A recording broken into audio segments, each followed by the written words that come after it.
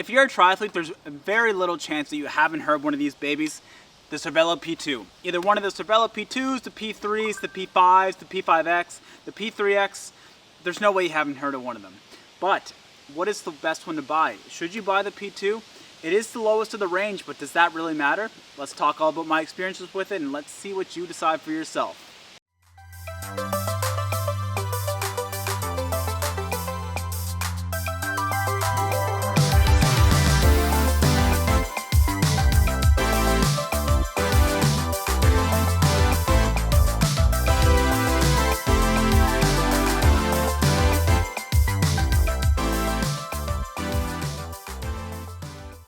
So before we get into the hard hitting, should you buy this bike? Do I love this bike? Am I obsessed with this bike? I just want to give you a quick spec rundown first. All right, so what do we have on this baby? We have the Shimano 105 group set. And for those that are familiar with road bike group sets, you know that the 105s are kind of the lower end of the higher end, if that makes sense. So at the higher end, you have the 105s, the Ultegra, and then the Dura Ace. And honestly, the only difference between them, you have the same performance, but you do go down in weight as you go up in group sets. So they're just lighter material, but honestly for tri-bikes, we care more about the aerodynamics than we do about the weight. So we have the 105 derailleur, the crankset, and the brakes. The brake levers are actually profile design. I'll talk about those more in a second. So the 105 group set is awesome. I see nothing wrong with that. Moving towards the middle of the bike, we have the ISM split nose saddle PR 1.0. It's a pretty awesome saddle. It's my first experience with a split nose saddle, and really it made a huge difference. The boys didn't go numb, if you know what I'm saying. Very comfortable through the length of a half iron. I'm going to try it on a full iron sometime next year. More on that later.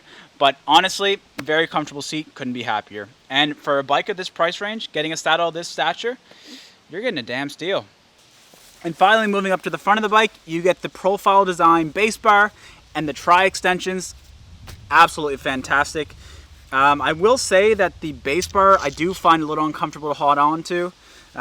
If you do go up to the P3 of the same year, you do get a little bit better of a base bar, but we'll talk all about the differences here in a few minutes. Again, very comfortable, very customizable. You can have them cut down to whatever length you want. No complaints up here either. So this is one of the other differences between the P2 and the P3 is the fork. So the fork is this guy right here. You do get a slightly more aerodynamic fork on the P3. I don't think there's much of a difference, honestly. But if you do look online and check out the P2 specs versus the P3 specs, that is pretty much the only real difference aside from the group set and the base bar. Alright, so there's all the specs of this beautiful thing right here. Pretty fantastic, but let's talk about the good and the bad now. So, one of the biggest differences I found right away compared to my road bike is the amount of stiffness this thing has. So the stiffness means when you put power in the pedal, how responsive is this sucker? Do you just stay in one place kind of, or do you shoot? With this thing, you shoot. It's absolutely fantastic power transfer, very smooth. So just for a comparison, I drive the Giant TCR Advance Pro Zero disc. It's very awesome bike. I didn't know what to expect going to a tri-bike. Maybe all tri-bikes have better stiffness, but very, very noticeable on the Cervelo. So I know that Cervelos are very well made, so maybe it's just Cervelo. Anyway, very stiff. Another awesome thing about this is how customizable it is. You can really just go to your local bike fitter, get him to fit you and where you're comfortable. He'll slice these off, run the cables back through, Bob's your uncle. You'll have a perfectly comfortable bike that you can change if you don't like. Just make sure that you're not cutting it too far up because you will have to buy more aero bars, and that would kind of be sucky. Another awesome thing is how customizable the frame is. So you can put on a nice little bento box here. You can store all your nutrition, some more liquids, some more, anything you want. You can put a little thing right here. And there's also a bottle cage spot on the frame. I learned that that's kind of frowned upon because it diminishes the aerodynamics of the bike. Who knew? If you have heard of the Ventum bikes, they actually build their hydration into the frame so that it's more aerodynamic with the hydration system in it. Go check them out. It's pretty awesome, but I unfortunately don't have Ventum money just yet. Alright, and my third favorite thing about this bike is how easy it is to travel. So if you're doing Ironman, likely you have to travel for it. And there's nothing worse than breaking down a bike that just sucks. If you have a bike box that you have to kind of jam everything in and you don't really understand how your bike's put together and you can't get it put back together the way it was when you get to your location, you're kind of SOL. And that was me in my first year racing. Catastrophic failure. I traveled in June to Mont Tremblant with this sucker. Easy to break down, easy to pack, easy to build up, no issues. I shouldn't say no issues because there was just one little thing. So when I took off the base bar and kind of turned them into the bike box, these little black things right here that the cables go into, they actually did come loose in travel. I don't think it happened when I first took them off, but that's something to be aware of.